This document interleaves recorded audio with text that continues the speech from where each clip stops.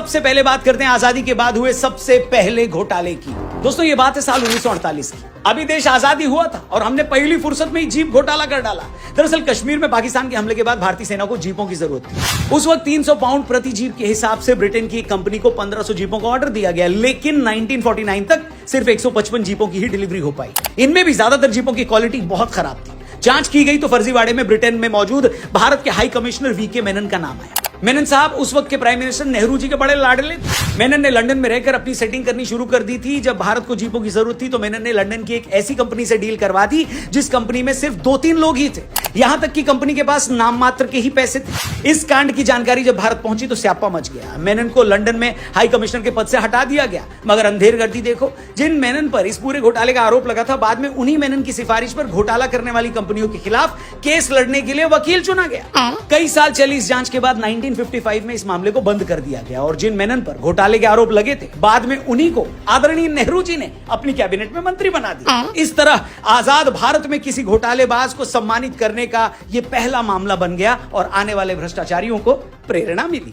Jeep घोटाले के बाद 1951 में साइकिल आयात घोटाला सामने आया। इसके बाद 1956 में बीएचयू फंड घोटाला हुआ। फिर 1958 में हरिदास मुंदड़ा मामला, 1960 में तेजा लोन स्कैम, 1963 में प्रताप सिंह कैरो स्कैम, 1965 में पटनायक कलिंग ट्यूब्स मामला, 1974 में मारुति घोटाला, 76 में कुओ ऑयल डील, 1981 में अंतुले ट्रस्ट, 1987 में एचडीडब्ल्यू दलाली मामला भी सामने आया।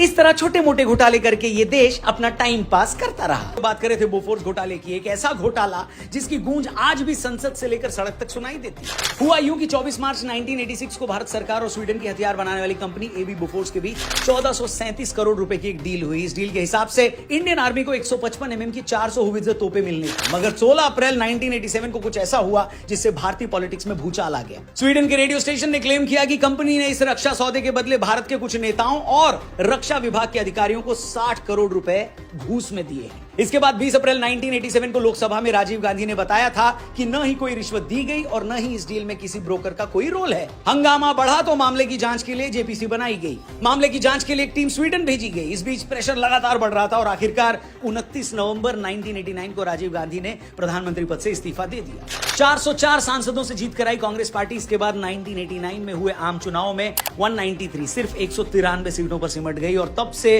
वो ऐसी गिरी कि आज तक संभल ही नहीं पाई। बोफोर्स कांड कांग्रेस के चरित्र पर उस धब्बे की तरह लग चुका है जिसके दाग वो आज तक नहीं छुड़ा पाई।